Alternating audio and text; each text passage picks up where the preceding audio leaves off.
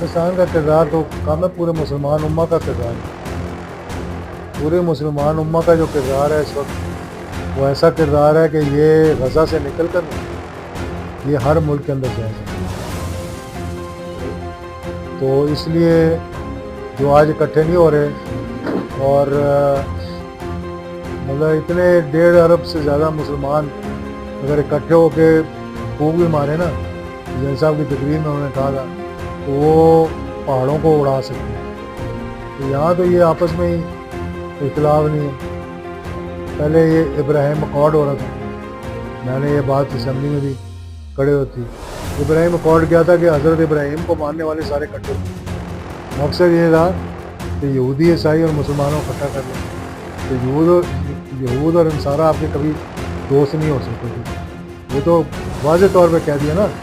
چلو ہم دوستی بھی